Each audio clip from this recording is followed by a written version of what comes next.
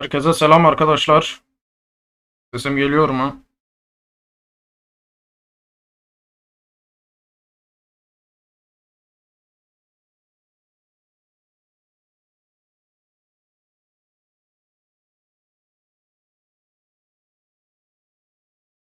Aleykümselam Servet. Hoş geldin.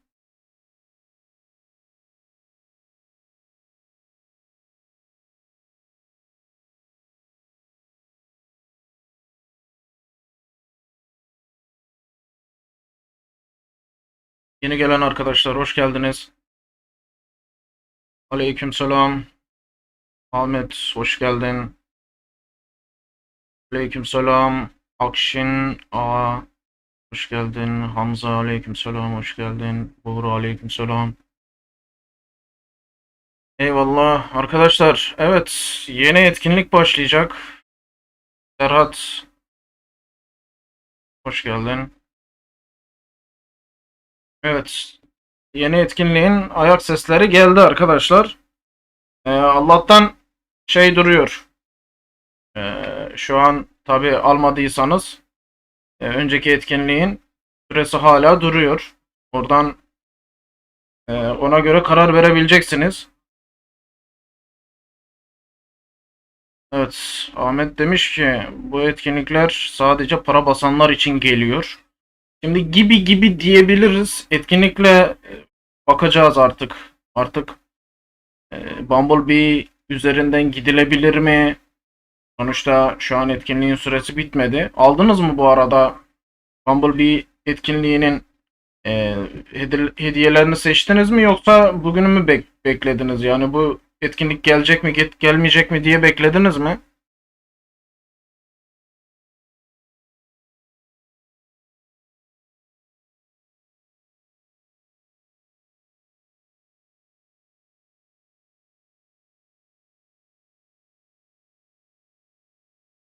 Şimdi burada göstereceğim şey şu. Bumblebee'ye bağlanacak mı lider görünümü açısından yoksa Bumblebee'den tam tersi ayrı başka yönlere mi kayacak iş? Ona bakacağız.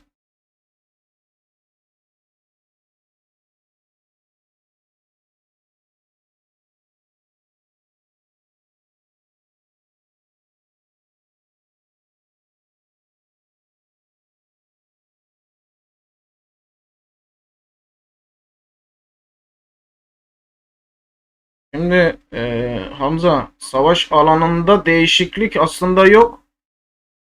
Savaş alanıyla alakalı şey var. Şurada paket mevzusu var. Herhalde bir haftalık mıydı? Şu an o 2 haftaya çıkmış. Şuradaki paket mevzusu. Buradaki paket mevzusu 14 günlük. Herhalde o önceden bir haftalık falan mıydı? Neydi?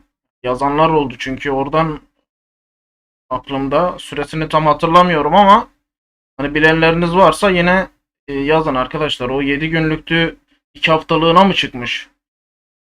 Çünkü birkaç kişi yazdı. O aklıma takıldı benim de. Tam gününe bakmamıştım ben onun.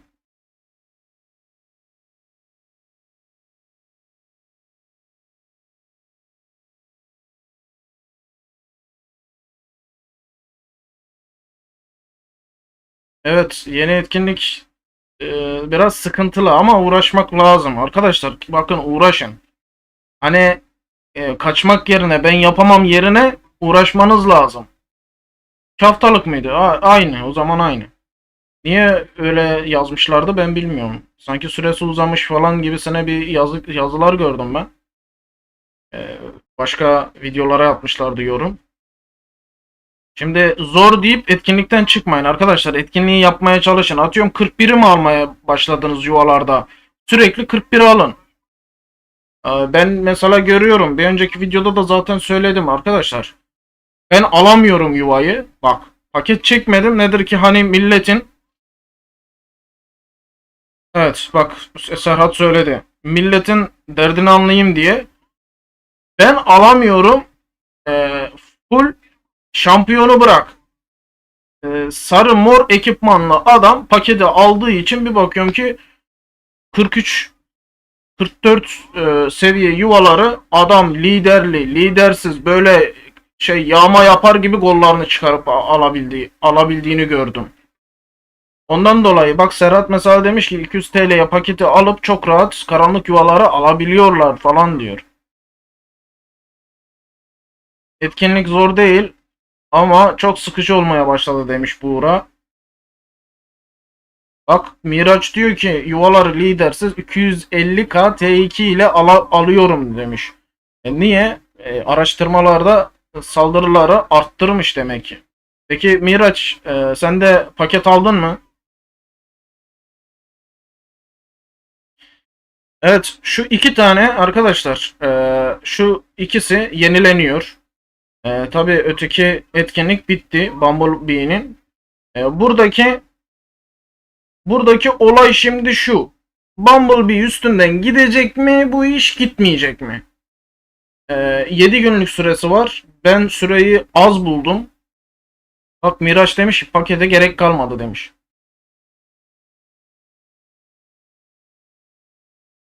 Sol taraf çok önemli demiş. Evet işte araştırmalarda bak level 20 yapmış. Ha görüntü mü gitti? Bir saniye bakıyorum.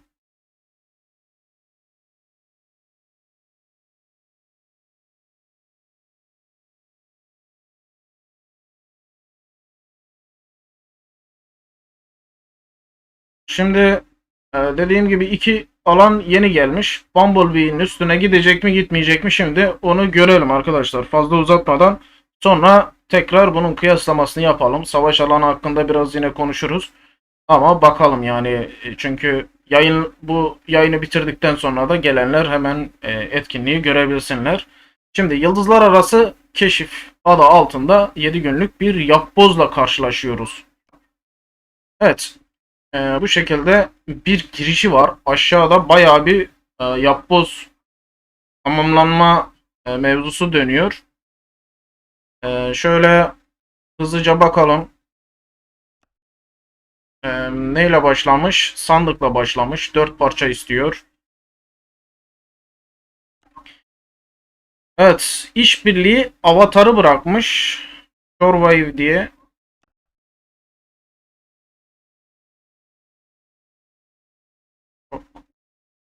Shockwave. Avatar. Neye benzemiş? Filmle alakası var mı? Bilemiyorum. Sandık bırakmış. Şöyle eser parçası yıldız işareti fonografi demiş. Fonografi. Piyade Max CP veriyor. Artı 12. Valla Buğra bilmiyorum. Böyle karakter var mı seride? Ama avatar olarak koymuşlar.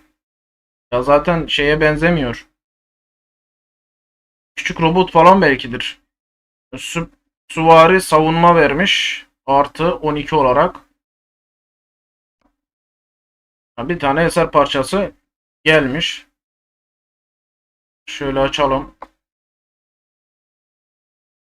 50 tane yıldız parşömeni vermiş.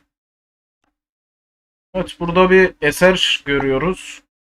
Bakalım eserlere. Baykuş gözlüğü. Evet şurada dilek şapkası. Birkaç tanesi zaten aynı. Şu iki tanesi herhalde aynı. Bunlar farklı herhalde yeni gelenlerden diye tahmin edebiliyorum. Ne vermiş? Menzilli saldırı desteği veriyor. Artı 12 piyade CP veriyor.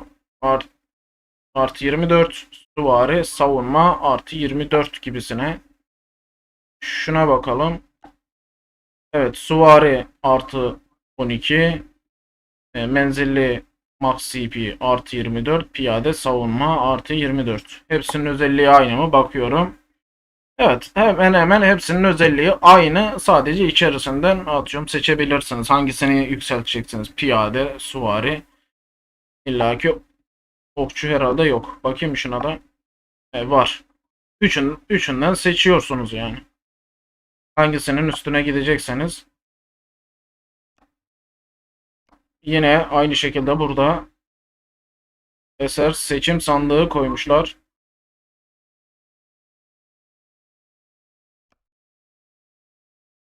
İçinde bayağı bir altın, sarı eser var. Evet, al sana garip bir yıldızlar arası gösteri.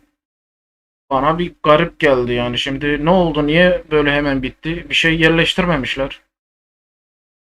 Değil mi arkadaşlar? İlgi çekici bir şey görebildiniz mi?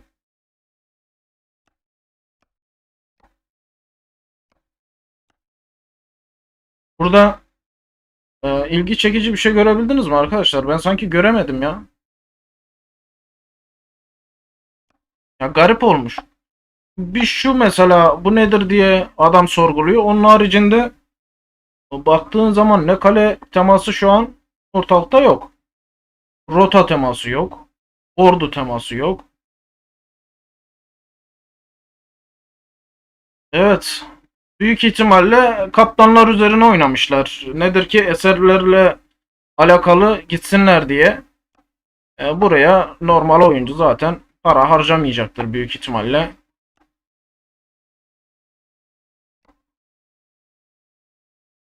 Tamam, şöyle bir ücretsiz herhalde her gün bir tane çip verecek.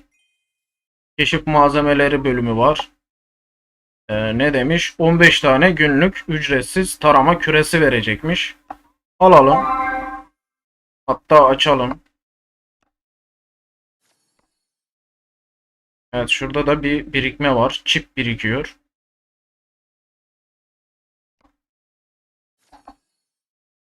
Evet, bakalım ne açıldı. O şu baştaki %75 açıldı. Aa, bu da boş sandık ya. Buna bakalım. %44 açılmış. 25 açılmış. Yok, dikkat çekici. Bence burada bir şey yok gibi. Şimdi şurada bir alan var. Burada tabii ki önemli. Milleti hani oynatabilir sonuçta. Buradaki illaki bunları açaraktan çip biriktirip de orada bir şeyler aldırırsa bak, önemli noktası oraya kaymış olur. Bakalım hemen hızlıca.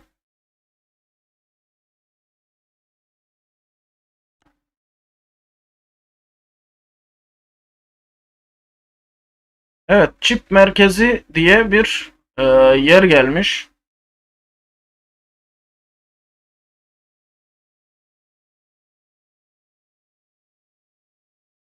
Şu an ekran var arkadaşlar. Ekran yok mu? Ha, yok, o saniyelik. O değiştirdiğim için birden siyah ekrana gidiyor. Şimdi arkadaşlar, tamam, belki burada istediğimizi belki bulabileceğiz diye düşünebiliriz. 7 günlük unutmayın süresi var. Yıldız işareti, fonografi aynı şekilde buraya da bırakmışlar. Eseri tamamlasınlar buradan diye. Şurada bak, önemli nokta aslında şurası. Bumblebee portresini buradan tamamlanabilir mi? Elimize ne gelebilir mesela? Ne açtık? 5 tane geldi diyelim. Hadi günde 7 tane geldi desek. 7 günde ne yapar? 7 tane Bumblebee portresi alırsın açmayla.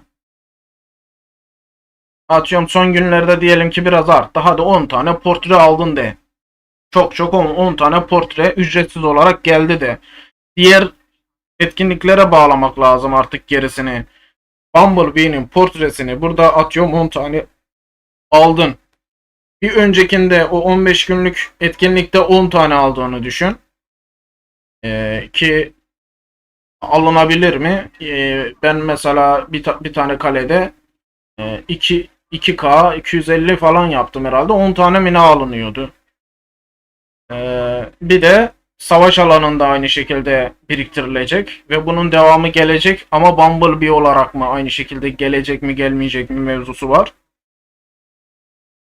Şimdi burada sanki az gibi geldi gözümüze ama sanki bunun süresi daha fazla olabilirdi. Ben bundan yanayım. 7 günlük süre bence az olmuş. Şöyle bakalım. Muhteşem eser seçim sandığı demiş. Zaten bir öncekinde gördük. Burada da diyor ki hadi buradan da alın diyor. Değerli eser seçim sandığı aynı şekilde. Bu da önceki eserlerden yeni eklememişler herhalde. Burada da aynı şekil. Burada parlak eser seçim sandığı vermiş.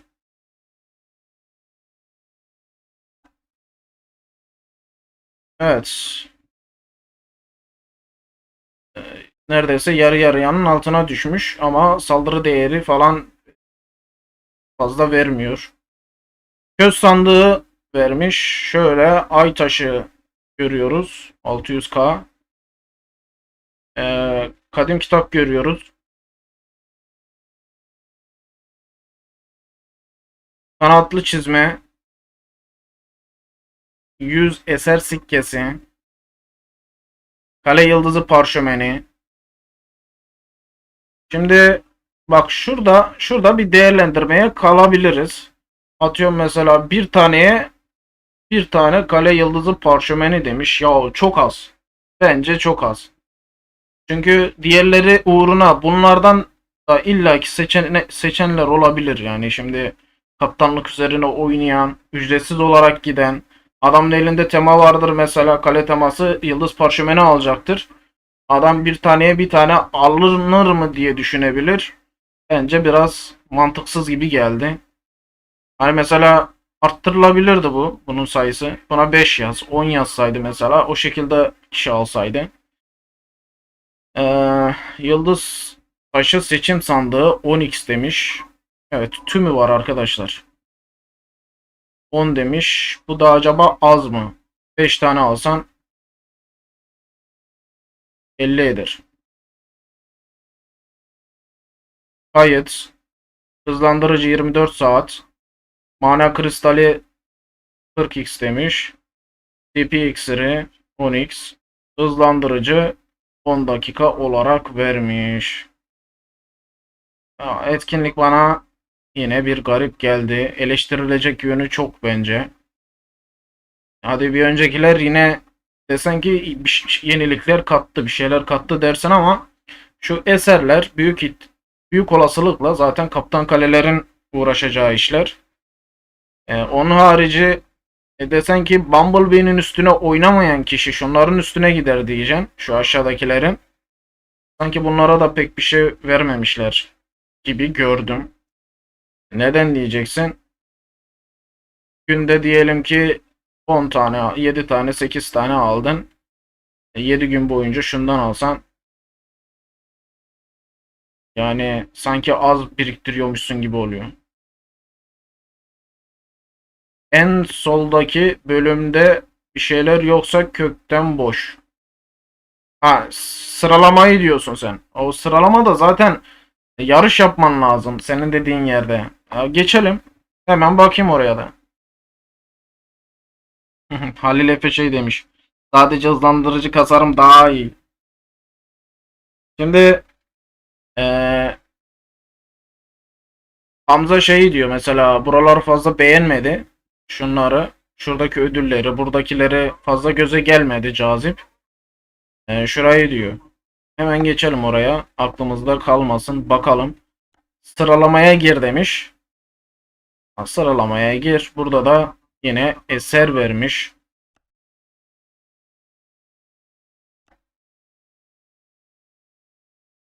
Eser vermiş arkadaşlar.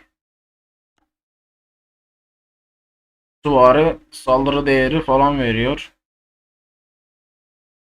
Zaten şuradan aşağısı diğer yerlerde vardı. Şu gölgelerin tacını herhalde burada yeni eklemiş. Yine aynı bu şekilde buradan eserleri tamamlarsın diye koymuş. Ahım şahım etkinlikle alakalı herhalde bir şey göremedik.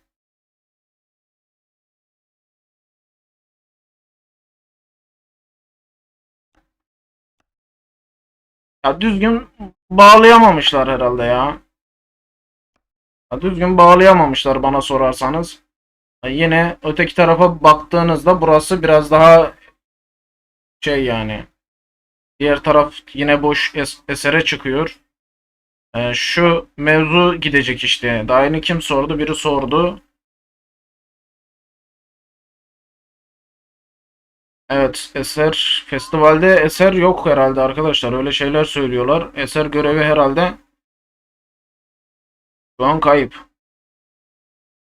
Bak, Bumblebee portresi işte dediğimiz mevzu bu. Herkesin sorduğu mevzu Bumblebee'nin portre mevzusu. İşte bu etkinliklerde Bumblebee'nin portresini alaraktan lider görünümüne ulaşılabilir mi? Ulaşılamaz mı? Ee, soru buydu. Onun üzerine de Bumblebee geldi. Ne düşünüyorsunuz sizce arkadaşlar? 7 tane Jeep demiş. Ee, sizce savaş alanından işte bir önceki etkinlikten mesela bir önceki etkinlikten nasıl 0 TL'ye yeni kale aldım ya? Yani burada konuya gireceğim. Beleşe kale aldım deyince konuyu bıraktım ya. Buğra demiş ki ben IGG'ye güvenmiyorum. Nasıl bedava aldın ya? 1,5B'lik kale mi aldın?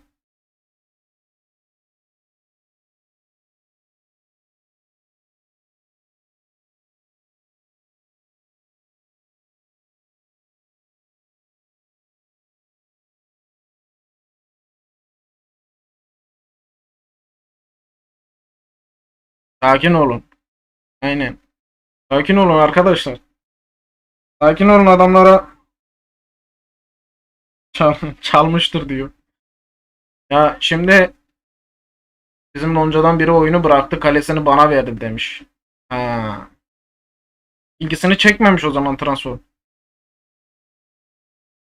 Bizim loncada alan var beleşe.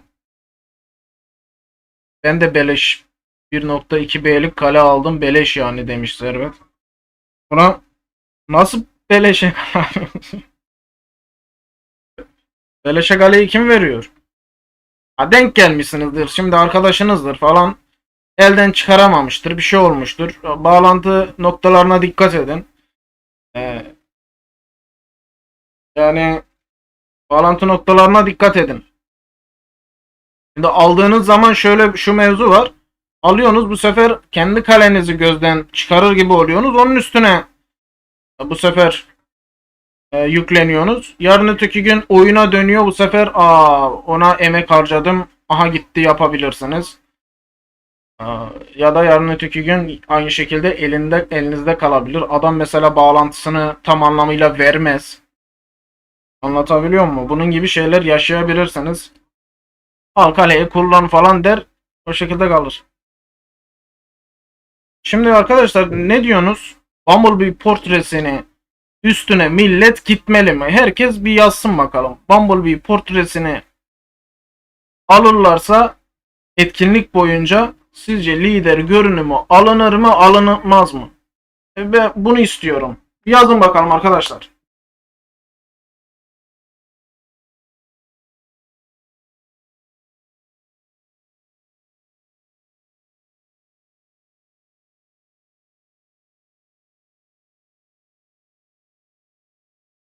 Servet, iki bağlantı yaptım. Faca diyorsun, akıllanmadın.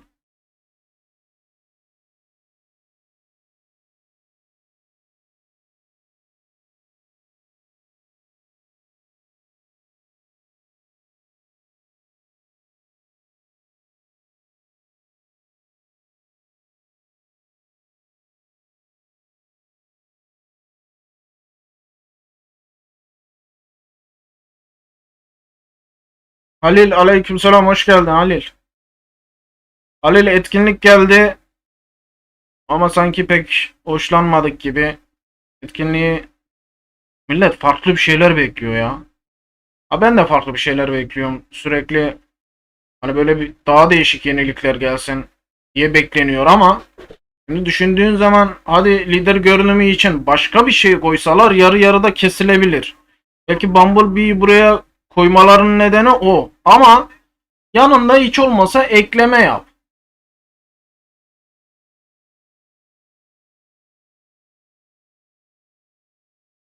Evet, Buğra demiş ki bence alınmaz. Evet, gelişen kaleler için gereksiz bence demiş. Böyle biz alabiliriz dedirtip sonraki etkinliklerde farklı lider görünüm getirirler demiş. Think de yani fazla çocuksu ya demiş. Pinball mağazasından Bumblebee görünümünden 53 tane mi alabiliyorsun? O zaman sen para harcadın Halil.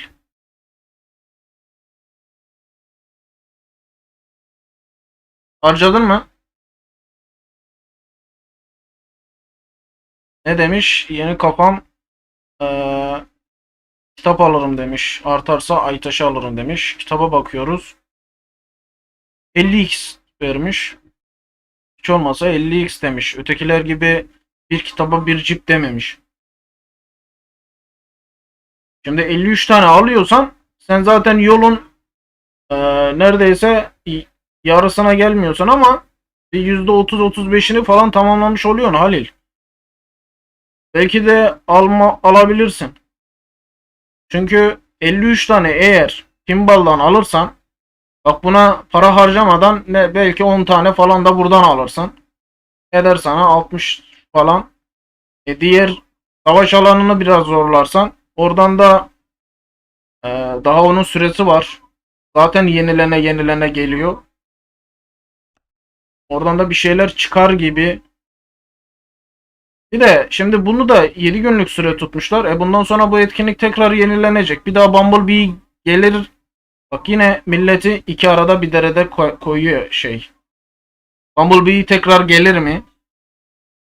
Üstüne portre devam ettirebilir mi millet? Ettiremez mi? O da yine akıllarda. Şu an mesela bu yayın millet için illaki önemli. Adam çünkü şu an hazırda şeyler bekliyor. Bende de bekliyor mesela. Topladığımız artık oradaki puanları neydiyse artık toplanılan onlarla şu pinball'de Bumblebee alınsın mı alınmasın mı mevzusunu yapılıyordu. Bak Bumblebee devam ediyor mesela. Şimdi buradaki mevzu bak 50 tane alabilecek misin acaba?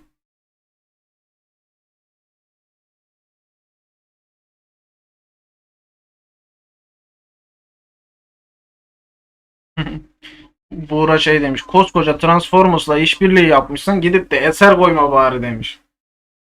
Ya eser konulur. Tamam. Konulmaz denmez ama bak mesela adam bunu koyarken bak adam şurayı yerleştirirken bak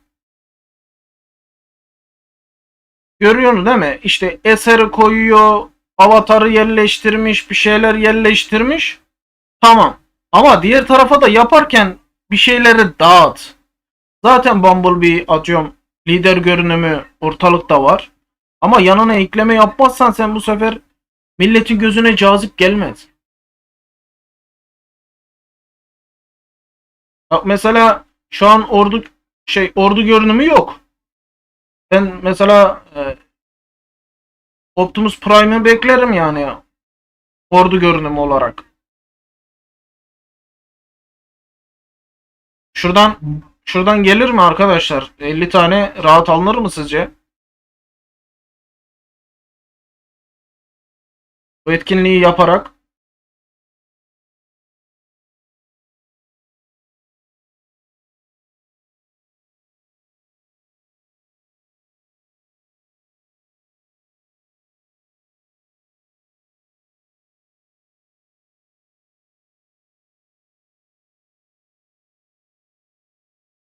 Servet 50 tane çok rahat alınır demiş uğraşırsan. Halil de şey diyor. Bir yanım görünüm al diyor. Diğer yanım da mantıktan yana ol diyor. Allah kimse ne yapacağını bilmiyor ya. Evet. Bu etkinliklerin kötü olması işime geldi. 1 TL bile harcamadım demiş. Kale teması yok mu etkinlikte? Kale teması etkinlikte yok arkadaşlar. Sizler için tekrar giriyorum. Bakın yıldızlar arası keşif. Tekrar geçiyorum. Yeni gelenler için. Ödüllere şöyle hızlıca bakın. Bak burada avatar var bir dikkat çekici. Bu da tam olarak ne olduğu belli değil. Şöyle göstereyim. Eserler var. Şu şekilde. Ya, çoğunluk eser üzerine gitmiş. Şurayı açtığımızda tamam, burada çip merkezi var. Ayrı yeni olarak gelmiş. Burada Bumblebee'nin portresini aynı şekilde veriyor ve satın alma limiti de 150 tane. Satın alma limitini güzel bırakmış. Yani para yatıran adam alır. Hani sınırı olmadan alabilir. Ama gerisinde yine eserleri buraya yerleştirmiş.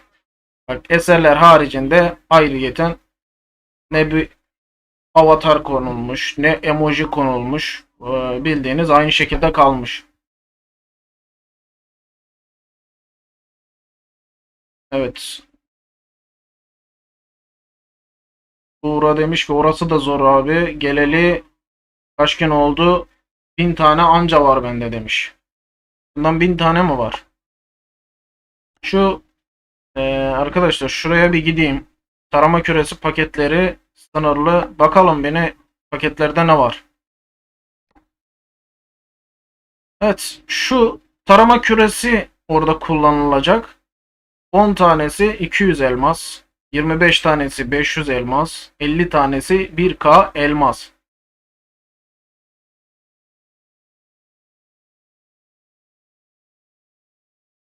Hangisi? O avatar olan mı görünüyor? Yani burada tarama küresiyle oynanılacak. O şekilde diyebiliriz. Bak, burada da mesela var. Ama ilk öncelik tabii ki diğer yerler. Ondan sonra burası. Ben uğraşmıyorum. 3K var demiş Servet. Şu nasıl ya? Şuradan 3K mı biriktirdiniz? Şuna o spar parçasını mı Servet? 3K biriktirdin neredeyse.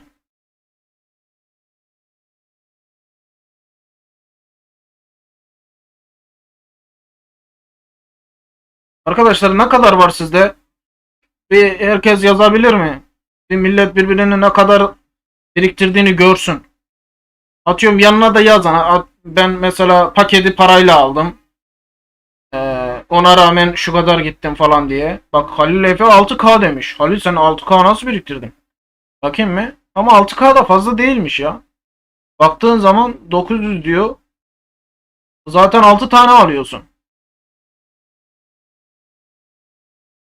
Evet, yeni kafam 4.5K demiş. Diyelim ki hadi 5 tane alırsın. 6K, 4.5K, 3K, 1K.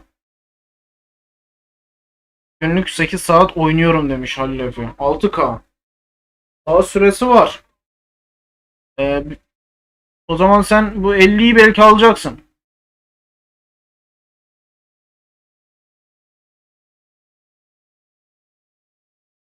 Nereye harcadın? Think. Bumblebee portresi mi topluyorsun?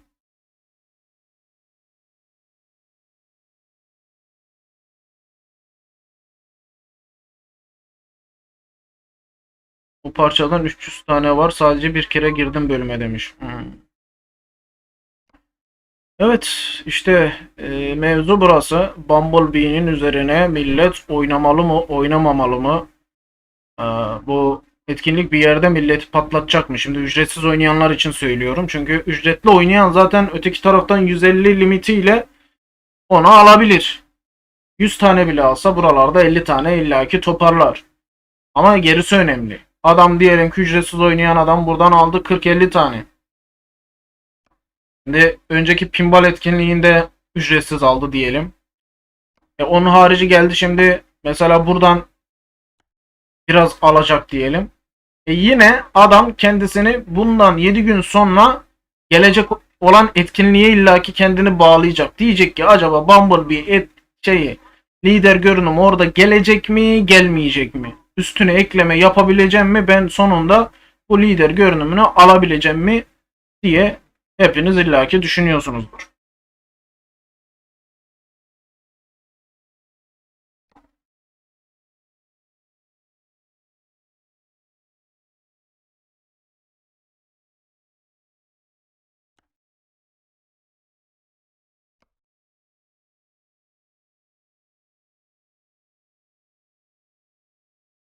Shockwave.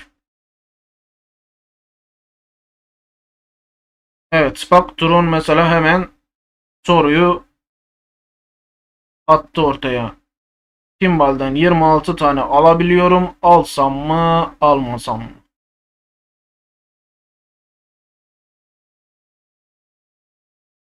İşte şu var.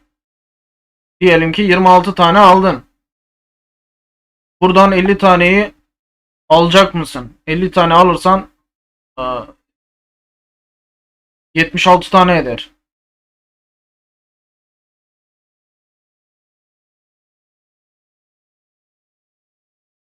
Burada bana sormuş herhalde. Sen parayla almayı düşünüyor musun lider görünümünü? Bence de almaya gerek yok demiş. Ya şimdi benim aklımda arkadaşlar şunu düşünüyorum. Bumblebee haricinde diğer işte Megatron olsun ya da Optimus Prime olsun. Acaba onların lider görünümü gelecek mi? Ya biz de kafa karışıklığı yaşıyoruz bu konuda.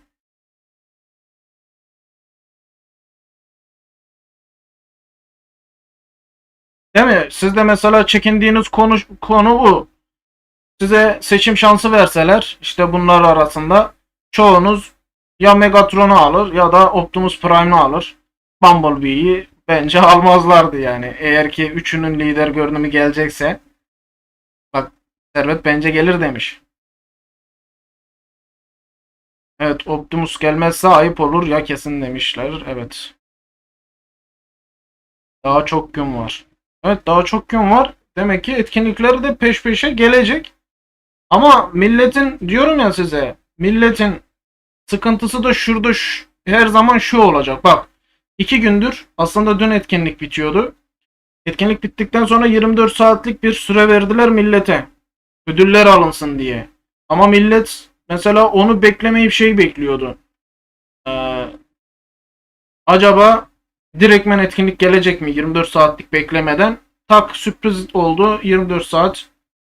Hadi etkinlikten ödüllerinizi alın yapıldı. Ama bir zaman verdi illaki millete. Hiç olmasa millet görebildi alınsın mı alınmasın mı diye. Tamam şimdi yine bağlandı. Bumblebee'ye geldi bağladı iş. Bu sefer de hadi diyelim ki bunu da yaptım. Buradan da Bumblebee alabileceksin biraz. Ama bundan sonra kesilirse ücretsiz olarak bunu kovalayan, zorlayan lider görünümü bir sonraki etkinlikte gelmezse ne olacak diyordur illaki herkes.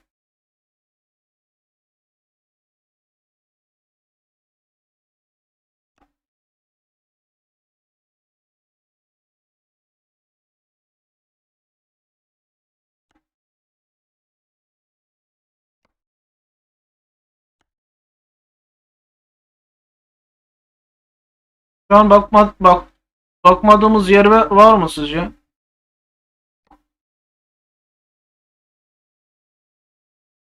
Şurada bir yenilik görmedim. Burası zaten yenileniyor. Dün yenilendi herhalde. Sizin orada dün yenilendi diye biliyorum. Ama bunlar zaten dediğim gibi zorlanan kısımları var buraların.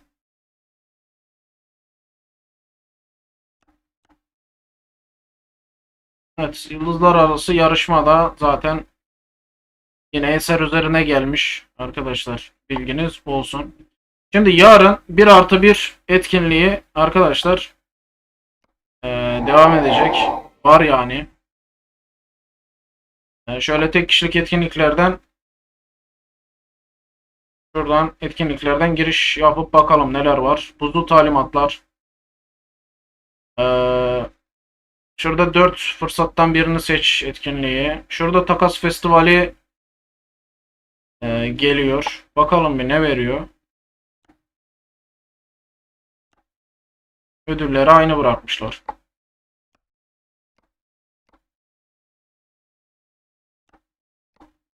Bak halıyı yerleştirmişler. Değil mi arkadaşlar gördünüz mü? Bak bir öncekinde bunun üzerine konuştuk. Burada mana cevheri vardı. Şimdi buraya halı bırakmışlar. Fark eden var değil mi? Bak mana cevherini kaldırmışlar.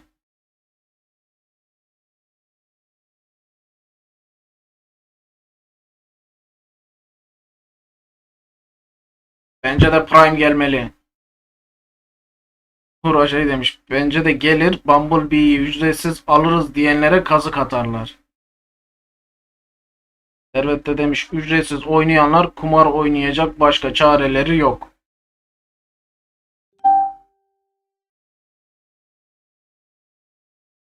Evet. Drone demiş ki duyuru geç istersen, millet hiç ejder güç gösterisi tahmini yapmıyor. Çok güzel ödülleri var demiş. Evet var da millet şeyde değil. Şimdi ejderha güçlü gösterisi büyük ihtimalle Cuma'ya kadar daha süresi var diye biliyorum. Erken değil değil mi arkadaşlar? Gören var mı? Perşembe gününe kadar son herhalde tahminler. Tam ben bakmadım ama büyük olasılıkla Cuma günü olacağı için.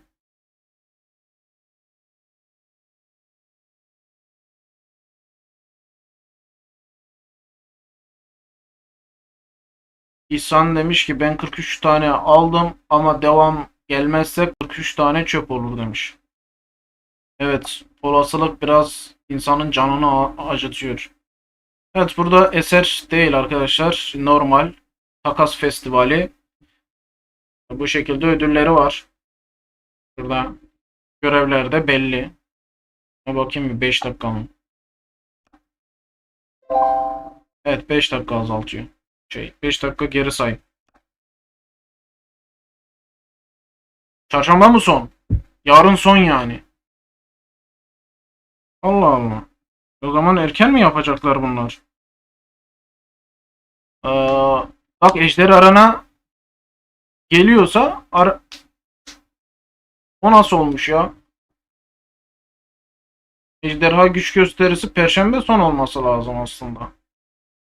Bak burada hala süresi var. Bir gün demiş. 2 gün desem buna.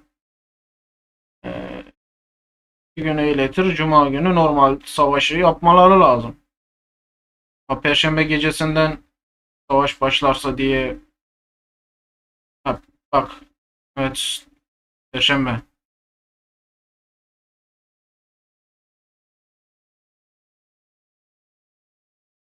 Bu takas festivalindeki görevler çok zor.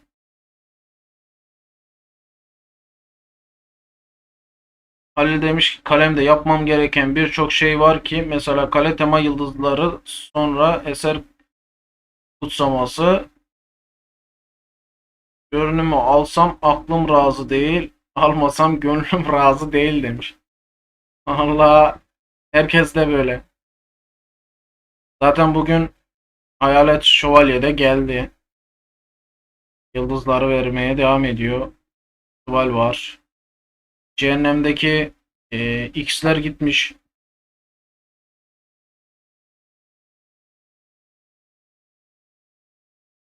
Evet, bekçi var. Seksekle bekçi koymuşlar.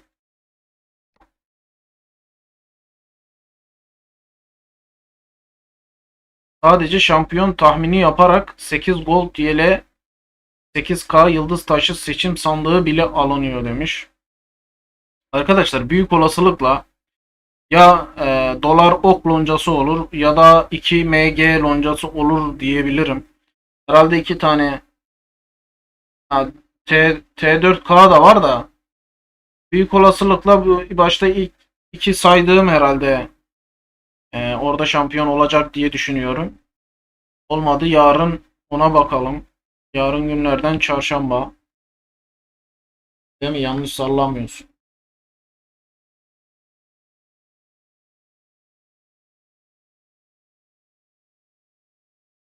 İşte millet keşke Hır daha güçlü oktan demiş. Ben 2 MG'ye bastım hepsini demiş Halil Efe. En baştan beri 2 MG dedik, öyle öyle gitsin diyorsunuz. Bak bizim takipçiler hep 2 MG'ci. Evet, şöyle bir paketlere geçelim. Etkinliklerle alakalı paketler var mı? Onlara bakalım bari.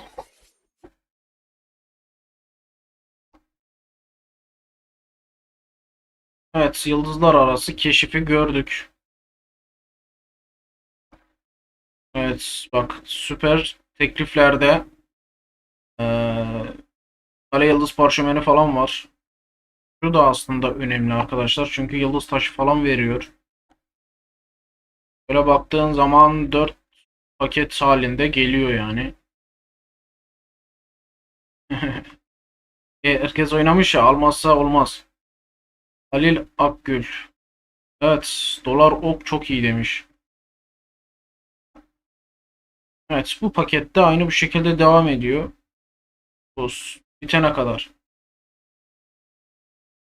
FR'de İmparator daha çok 2 MG ile finalde karşılaşır, 2 MG alır demiş.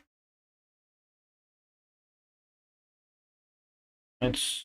Ok loncası bizi eledi. İlk 16'ya girebildik demiş. Halil Akgül. Evet, yine iyi ilerlemişsiniz Halil.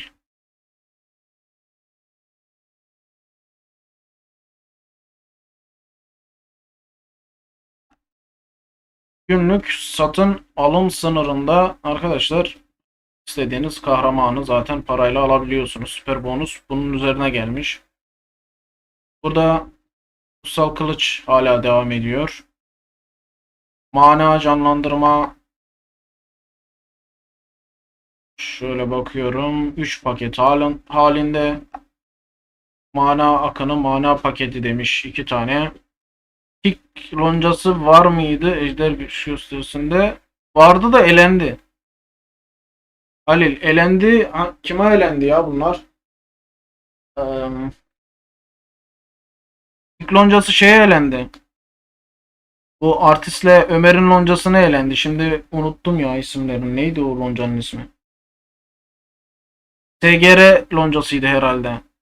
Ama SGR loncası büyük olasılıkla elenecek gibime geliyor.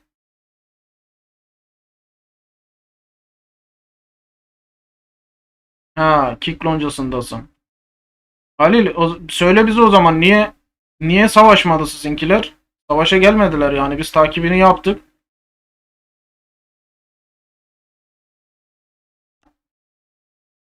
Şuradan paketlere bakalım. Bak, kahramanca karşılaşmalar burada da var. 1+1 bunları alabiliyor.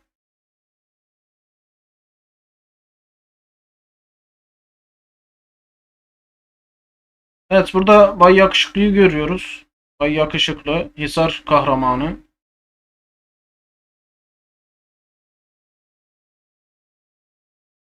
Halı. Böyle bakalım.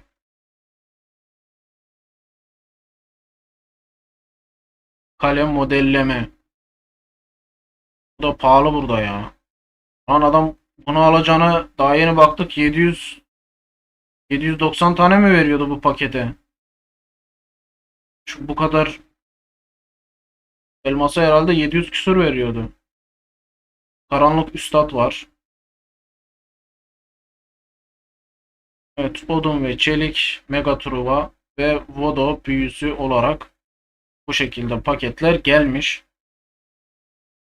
Evet, yeni gelenler için tekrar bizim alana geçelim arkadaşlar. 2 tane var. Şurada eserler var. Çok şey değil.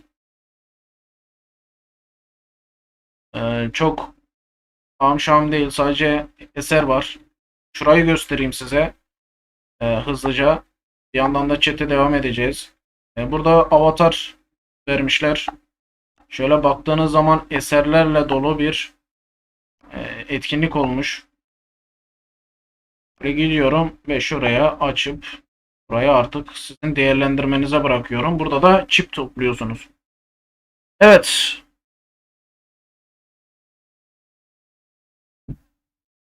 Şok mu eledi kick loncasını? TGR elemedim ya. TGR kimi eledi geçen? Olabilir. Evet. Sync eee, general general üyeliğine geçmiş arkadaşlar. Eyvallah Sync. Şöyle bakıyorum. Ne demiş? Abi canlı yayının sonunda aldığım kaleye bakabilir misin?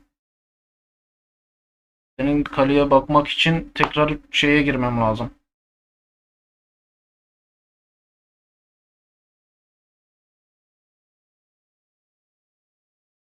Sink şey yapsana. Sen bana mesaj at. O kaleden bana mesaj at.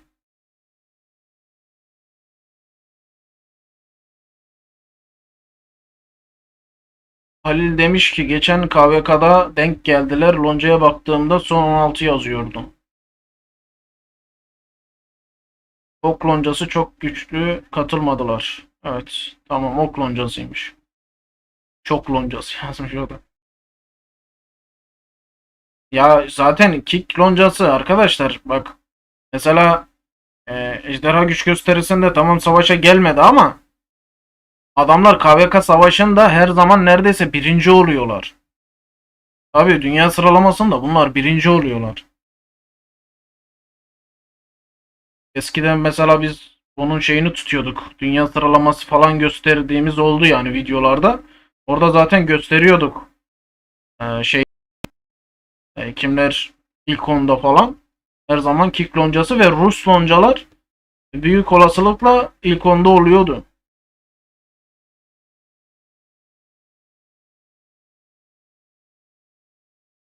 KVK'da 5 grup ayrılıp ayrı krallıklarda savaşıyoruz. KVK de olmazsa olmaz demiş. Evet, güzel lonca ya. Ben beğeniyorum. Zaten Wolf Bazil var orada. Adamlar iyi savaşıyor. Peki Halil Akgül sana soruyorum. Bunlar normal zamanlarda da savaşıyor mu yoksa sadece KVK savaşı gibi önemli savaşları mı bekliyorlar?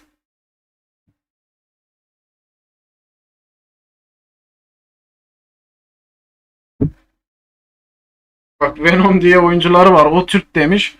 Öteki Halil de demiş ki evet o benim.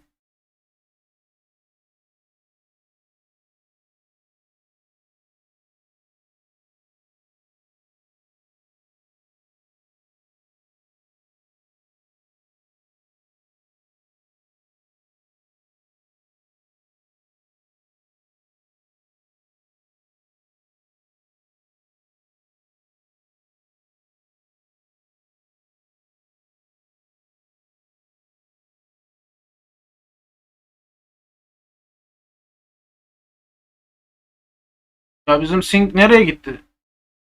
Abi bir dakika dur, ekrana ne oldu bizim?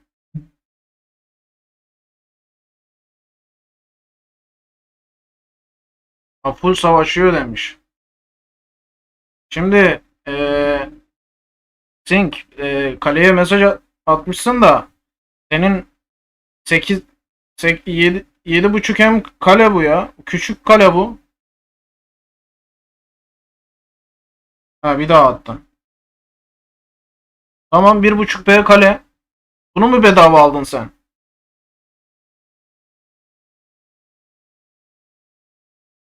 Şöyle baktığımızda güzel güzel kaleye benziyor yani. Eee, mor sarı herhalde birkaç tane de mitik ekipmanı var. Ya beleş mal işte. Think. Neyini sorguluyor? 1,5 B az değil yani. Adam yıllarını vermiştir.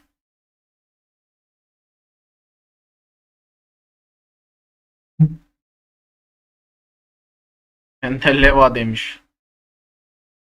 Sürekli savaş var kick loncasında. Ama çok sıkı yönetimi var. İnsanı bunaltıyor demiş. Mix'e aldım. Dur Mix'e bakayım mı? Evet, Mix'e almışsın ama evet tam olarak Mix değil. Halil olmadı bakarız senin kalene. Şey Halil demişim, Sink.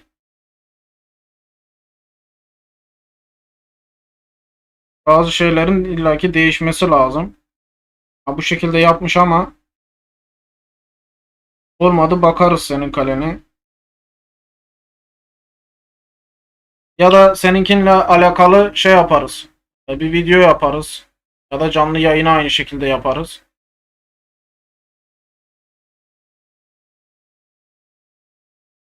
Belki o şekilde değerlendiririz olmazsa. Ama güzel yani. 1.5K az değil. Bayağı büyük kale almışsın. Arkadaşlar etkinlikle alakalı sormak istediğiniz bir soru var mı?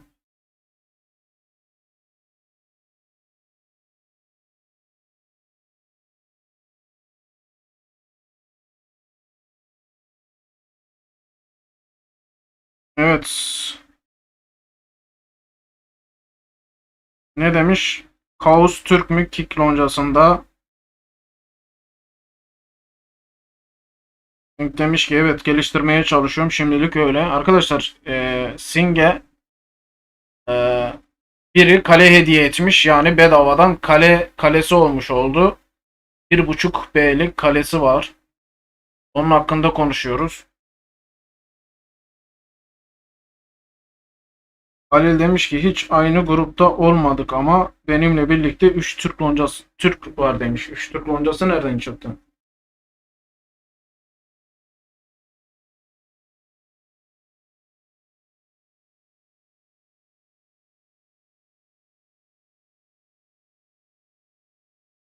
Evet. Eserleri görünce millet biraz boş gibi şey yapabildi etkinliği. Ama arkadaşlar önemli nokta zaten Bumblebee var mıydı yok muydu? Herhalde bundan dolayı bunun üzerine durdular. Değil mi? Çoğunuz için aslında öyleydi. Şimdi Bumblebee buradan acaba lead portre alınabilir mi diye baktı millet. Onun için telaş vardı aslında. Çünkü şimdi gideceksiniz mesela belki de şeyden Bumblebee'yi alacaksınız. Evet, Kerem'den ne diye görüyoruz? Kerem sağ olasın. Teşekkürler.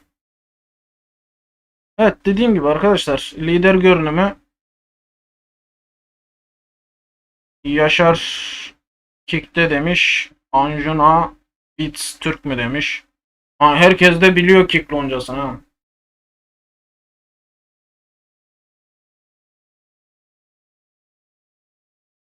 Şirin Baba Hisar'da yer mi bunu onu çağırırız demiş.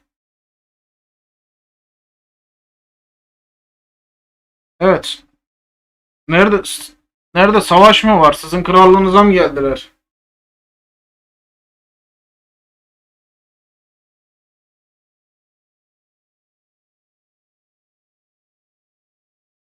Kaos diye biri varsa Kik loncasında büyük olasılıkla Türktür yani Kaos.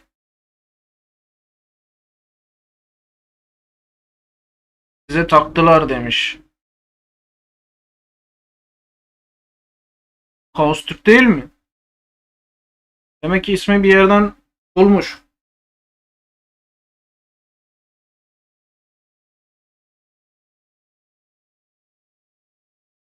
Evet arkadaşlar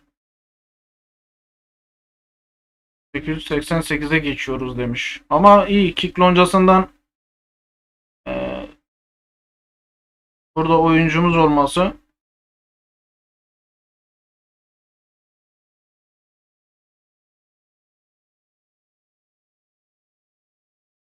Şimdi arkadaşlar şunu söyleyeyim size. Aslında önemli olan şey şu. Diyelim ki yabancı loncalarda oynuyorsunuz. Bir loncaya yardım edeceksiniz ya da bir Türk loncaya edeceksiniz. Oradaki yanınızda oynayan yabancı oyunculara sözünüz geçiyor mu? Hani arkadaşlık kurabildiniz mi? Hadi gel şu loncaya yardıma gidelim yardım et dediğinizde yardım ediyor mu o yabancı? Mesela bizim de oyuncularımız illaki yabancı loncalarda oynuyor. Gidiyor mesela dolanıyor falan. Diyorum ki arkadaş bak gidiyorsun dolanıyorsun bakıyorsun işte illaki daha iyi yerler görüyorlar falan. Ama önemli olan nokta şu. Sen orada arkadaşlık ettiğini sanıyorsun falan ama atıyorum mesela bir diyorum ki mesela savaş var bizim orada. Diyorum ki hadi diyorum 2 tane kaptan kale getir bakayım getirebiliyor mu diyorum. Bir bakıyorum ki adam getiremiyor. Dışarıda oynamak da böyle bir şey yani. Herkes çekemiyor arkadaşları.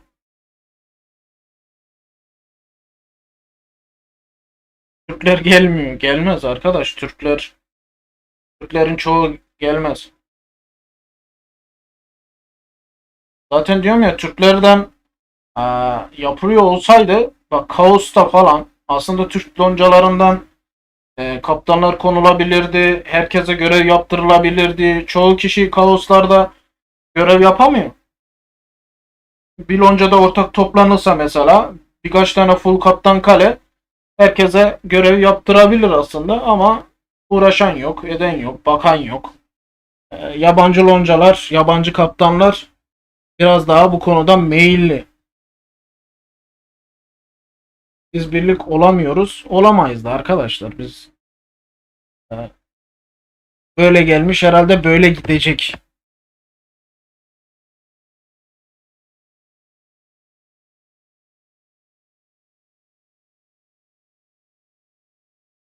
BB loncasından birileri giriyor, en azından biz çağırınca geliyor demiş.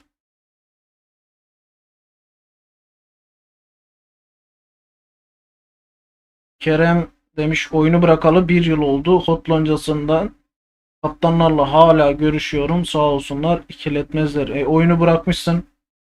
O zamanlar mı ikiletmezlerdi?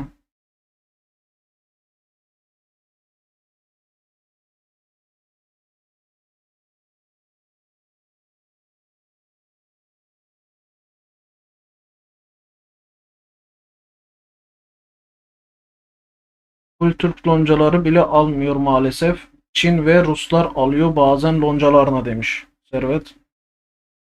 Evet arkadaşlar, şimdi bazen arkadaşların savaşına giriyorum demiş Kerem. Ya bu konuda dediğim gibi biraz sıkıntılı. Arkadaşlar, Türklerle uğraşmak zor. İnanın zor. Ya biz de mesela şunu bilin ki, atıyorum mesela yabancılara yayın yapıyor olsaydık ya da yabancılara yönelik global olarak atıyorum kanal yapmış olsaydık, inanın bana e, yabancılardan çok fazla destek alırdık. Hani bunu bilmeme rağmen yine Türkler için uğraşıyorum. Bak, bilmeme rağmen diyorum. Yoksa bizim gördüğümüz değer bu olmamalı. Aynı şey oyun için de geçerli. Millet oyununa bakıyor. Ee, Oyunda beklemeyi tercih ediyor. Boş boş adam bekliyor mesela.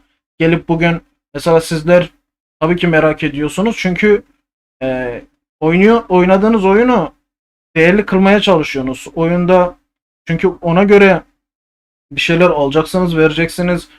E, işte şu an sizde devam eden hediye süreci var. Sabah bitecek mesela. Buradaki göreceğiniz şeye göre gidip de oradan siz lider görünümü alacaksınız. Bak şuna bakaraktan.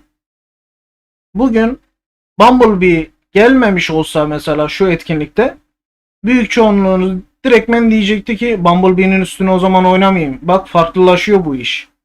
Burada başka bir lider görünümü görmüş olsaydınız, çoğu acaba demek yerine diyecekti ki demek ki Bumblebee üzerine oynamayayım diyecekti. Ama Bumblebee burada tekrar gelince acaba oldu iş.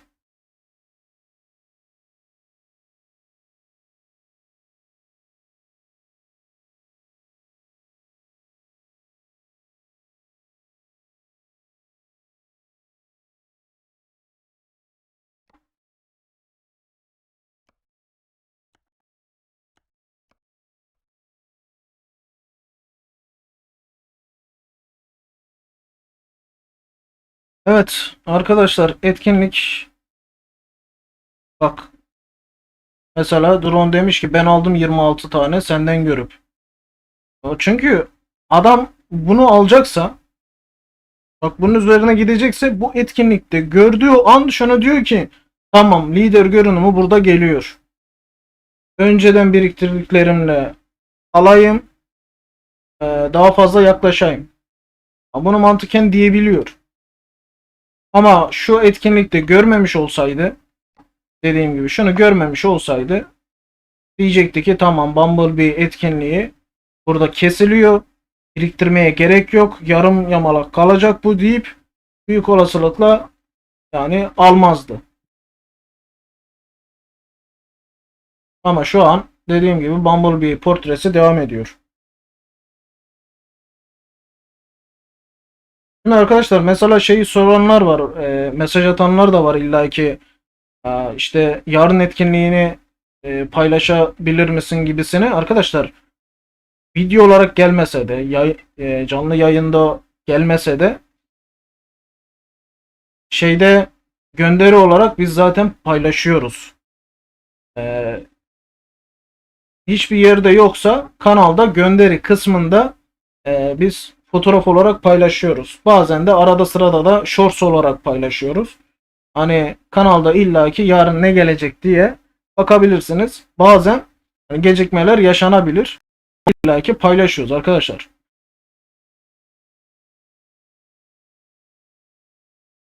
Evet. Servet demiş ki sayende her gün yarın etkinliğini öğreniyorsun sağ ol demiş. Eyvallah. Hasan Hilal. Aleykümselam. Boşa mı aldım o kadar demiş. Şimdi Hasan Bumblebee aldıysan boşuna almadın. Şu an yeni etkinlik geldi. Bunda da lider görünümü veriyor Bumblebee'nin. Yani almaya devam edebilirsin. Ki aldıysan. Şu an devam ediyor. Yani 7 gün sonra yine şu kafaya gireceğiz. Bir sonraki etkinlik yine Bumblebee verecek mi vermeyecek mi? Çünkü ona göre millet bu 2-3 etkinlikte daha fazla para harcayıp ya da para harcamayan bile belli bir seviyeye getirmiş adam bile acaba Bumblebee'yi kaçırmamak amaçlı bir şeyler yatırayım, alayım aradan çıksın yapacak mı yapmayacak mı? 7 gün sonra işte düşünmeye başlayacak millet.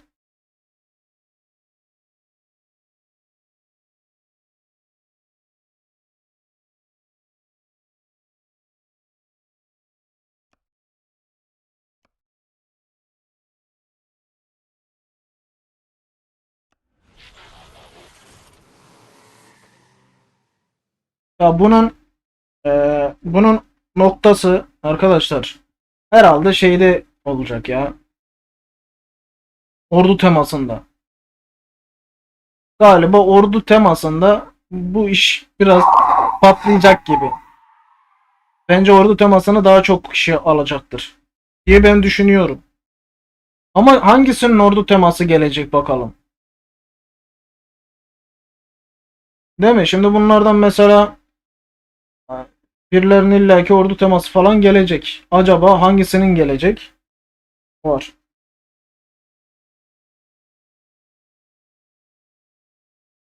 Evet. Servet hediyeler için teşekkürler.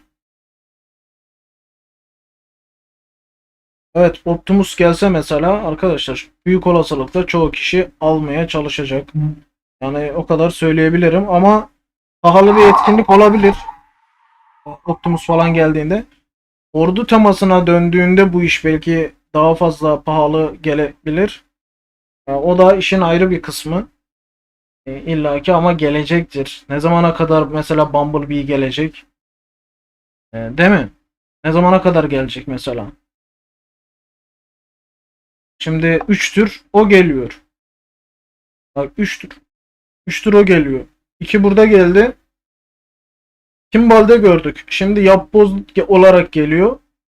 Onun haricinde diğer tarafta var mesela. 90 günlük etkinlikte. Orada da 50 tane alınıyor. Evet. Sink. Bir de ben atam demiş. Altın para göndermiş. Sağ olasın Sink. Teşekkürler.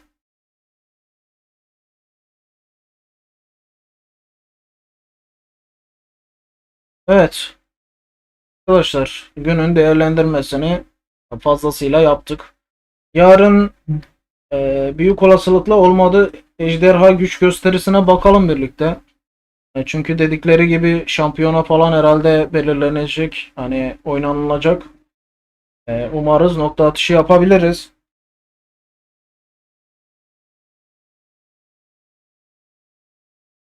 Bumblebee. Evet. Drone şey iyi olmuş ya. Optimus'un yanına koyarlar belki Bumblebee'yi.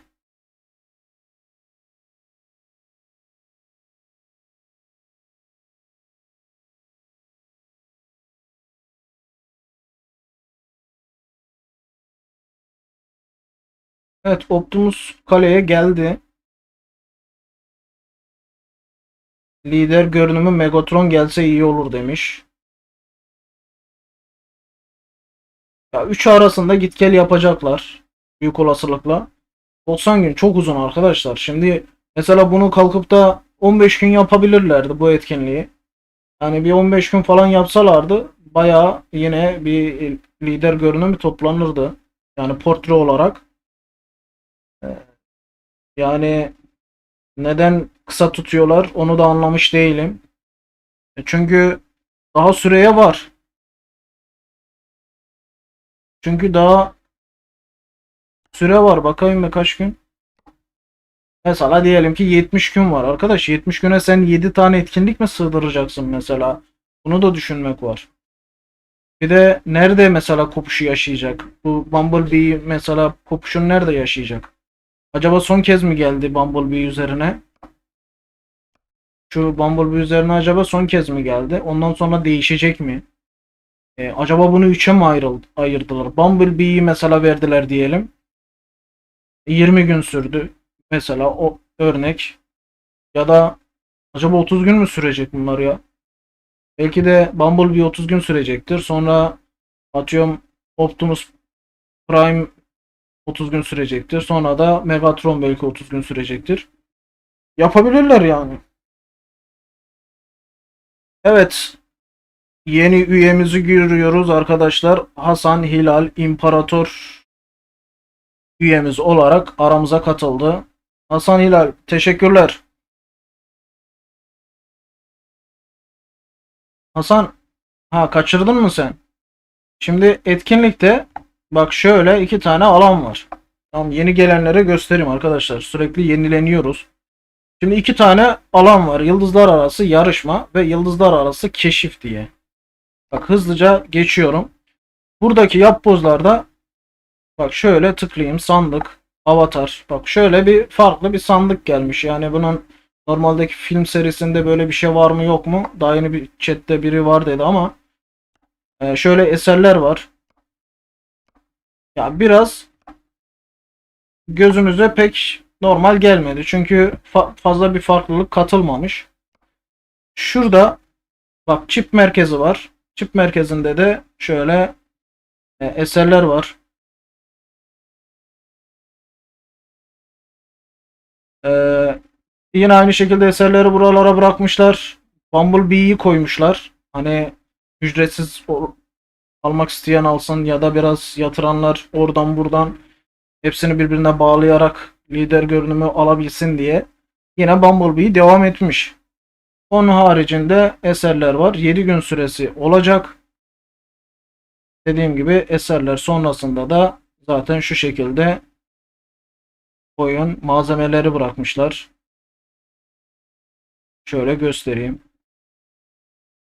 Mesela bir çipe bir parşömen bırakmışlar. Bir çipe bir şampiyon sandığı bırakmışlar. Gibi gibi bu şekilde bir şeyler gelmiş.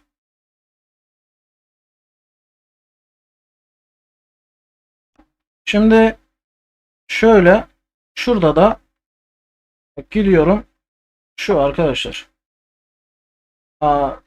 Sıralamada ki kişilere bu şekilde eser verecekler. Ödül bu yani buradaki.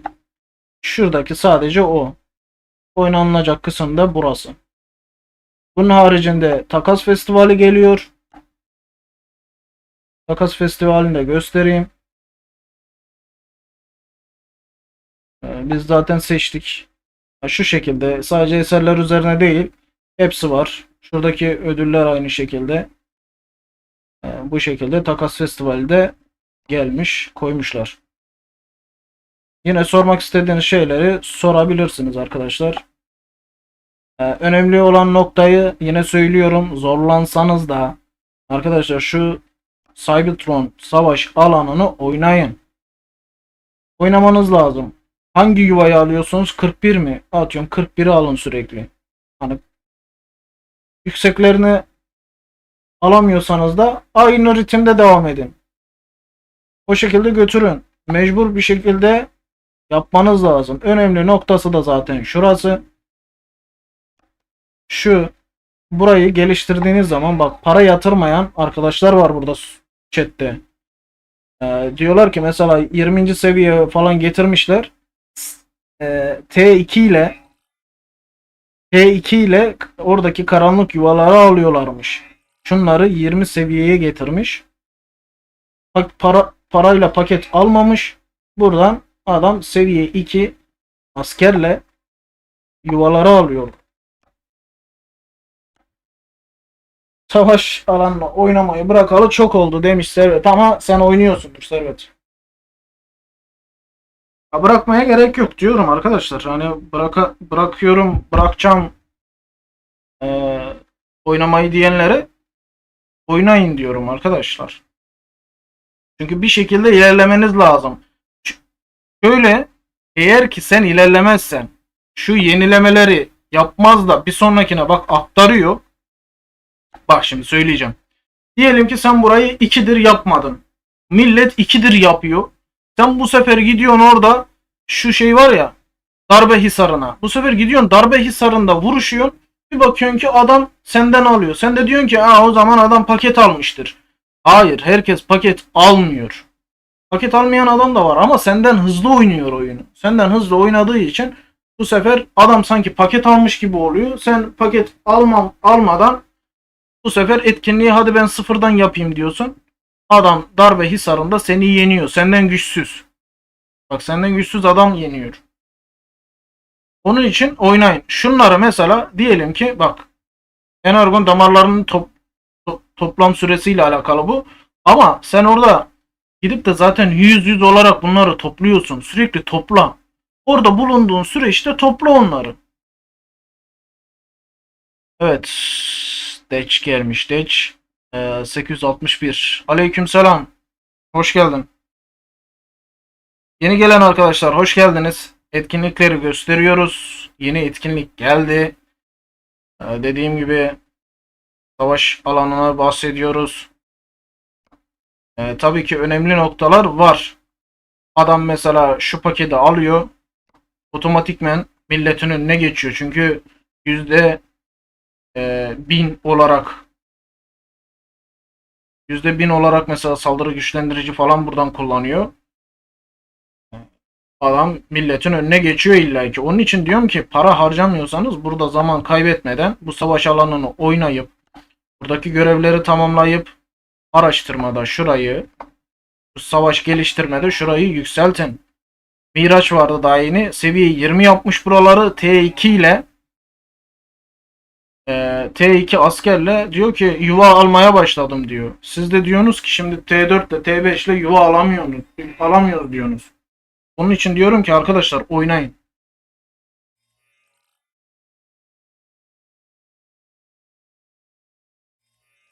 Evet. 5 gündür girmiyorum alana demiş. 5 gündür tamam. Şöyle. Tamam, girmeyebilirsin ama illaki bak senin şuradaki süren artıyor. Bu da bak iyi, aslında kötü değil. Girmeyebilirsin. 3 gün girmezsin, 5 gün girmezsin. Bak şu enerjin senin artar. Arttığında ne yapacaksın? Sen bu şekilde fullleyip bunu azaltman lazım. Bu şekilde fullleyip üstüne saymazsa sen zarara girersin. Çünkü zamanını kullanmamış olursun. Ama mesela fulllemeden diyelim ki 3-4 gün bekledin, 5 gün bekledin. Kaç güne fullleniyor bilmem de. Kaç güne fullleniyor bilmiyorum burayı da. Mesela diyelim ki 4-5 gün girmedin. Girersin. Bu sefer sana 2 saatte 3 saatte geri döndürüyorsa bu sefer sana diyor ki atıyorum mesela 10 saat 12 saat böyle süren uzuyor. O zaman tak o günü bir gün belirle kendine. O zaman o sürekli orada dur. Sürekli oradan energon topla.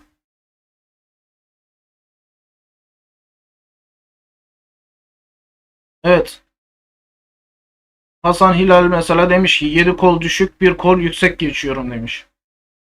7 kol düşük bir kol yüksek geçiyorum. O ne demek? Düşük seviye bir kolda yüksek seviye olarak mı vuruyorsun? 5 günü geçmez. 40 yapanlar var orayı. 4,5 gün olması lazım 5 günü geçmez. Ne kadar sürede yapılır? mesela şimdi süresine bakmayacaksın. Sen burada şu enerjini sürekli kullanacaksın. Bak bayram mesela, bayram güzel giriş yaptı. Bak adam mesajını attı. Diyor ki benimki 17 seviye. Bak şurasını 17 seviye yapmış. Bak şu alanı herhalde 17 seviye yapmış. Diyor ki evet T2 ile karanlık yuvaları alıyorum demiş. Ya aslında iş basit. Oraya kadar getirdiğinizde artık alabildiğiniz yuvaları sürekli alacaksınız arkadaşlar. Başta zorlanabilirsiniz. Ama bunun devamı bak görüyorsunuz. Adam T2 ile alıyor. Üst seviye yuvaları da illaki T4, T5 ile alacaktır.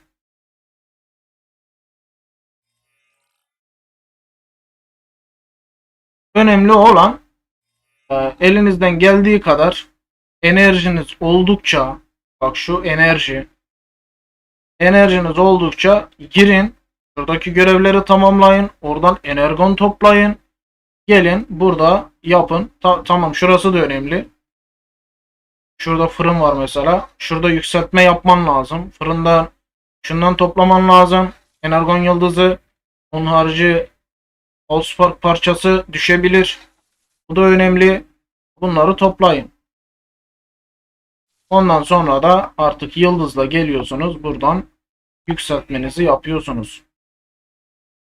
Başlarda zaten kolay yükseltiyorsunuz arkadaşlar. Tamam ileride zorlanacak bu iş ama ileride de bakacaksınız ki zaten karanlık yuvayı alabiliyorsunuz. Energon araştırıcısını yükselttim demiş. Şunu mu? Şunu mu? Evet. Toplama hızını yükseltmiş. Bu da mantıklı. Şimdi buradan da gidersen tabii daha fazla şey yaparsın. Toplarsın ama bu da bayağı yükseltiyor. Yani şu yıldızı çok istiyor. Şu an ikinci seviyeyi mesela 770 istemiş ama bunlar hala 300'lerde falan.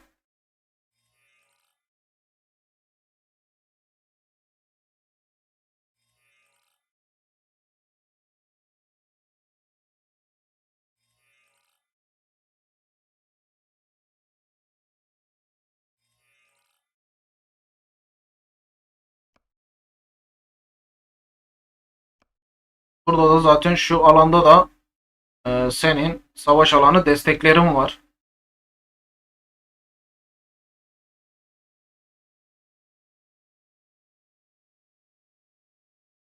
9'a getirdin. 9'a getirdin de 9 zaten sen nasıl getirdin 9'a kadar zor ya. 9'a getirdim diyor. Sen 9'a buraya basacağına buraya çok daha fazla basılırdı da. Neyse yine iyi yani hızlı topluyorsundur. Size bir şey söyleyeyim mi arkadaşlar? Şu aslında şu toplama tabii ki ötekilerden daha önemli. Neden diyeceksiniz? Mantıken baktığınızda mantıken baktığınızda bence şu zor bulunuyor. Şu zor bulunuyor. Şu mesela kolay bulunuyor. Yuvaya vurdukça atıyorum mesela bir karnın üstünde veriyor. Ama şu mesela zor bulunuyor. Onun için işte arkadaş onu yükseltmiş. Servet ben hep fırın geliştirme yaptım. Evet Servet ekmekçi olacaksın sen. Sen fırını geliştir. 4 dakika civarında topluyorum demiş. Evet güzel süre. 5 yeterli fazlası zarar energon araştırmasına demişsin ki.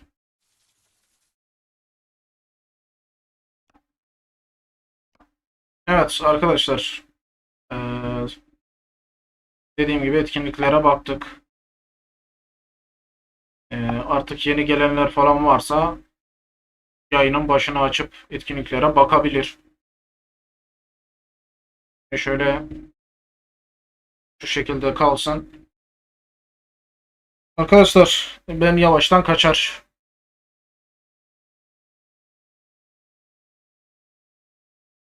Fırın daha önemli. Bak istersen demiş. Daha çok yıldız veriyor. Ya Servet iş çıkarttın şimdi. Bakayım mı? Acaba neden bahsediyor? Şunu mu diyorsun? Ürün geliştirme. Şu,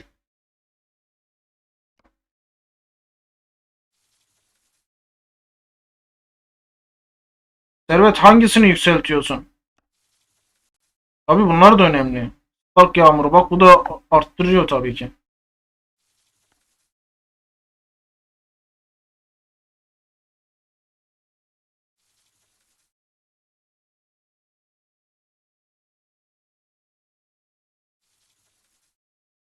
Energon araştırması 12 seviye demiş benim. Güzel güzel araştırmayı yükseltmişsin Bayram. Yükseltmiş Servet. Servet Allah'tan oynamıyorsun ha. Allah'tan oynamıyorsun. Bak bir de bize şey gösteriyor ha. Ben farklı yeri yapıyorum. Evet bunlar düşük istiyor çünkü 150 ile başlamışlar. Yıldız üretimini işte bunlar da üretmeyle alakalı şeyleri yükseltiyor. İşte biri Spark yağmuru Spark'ı fazla atıyor. Yıldızı fazla atıyor gibi gibi. Burada tabii şeyler var. Şöyle ben mesela neden diyorum ki burada saldırı ya oynayabilirsiniz. Karanlık yuvaları alamıyor millet. Onun için diyorum ki burayı yükseltebilirsiniz. Tabii ki diğer yerlerde önemli arkadaşlar. Yarın öteki gün oraları da yükselteceksiniz. Evet.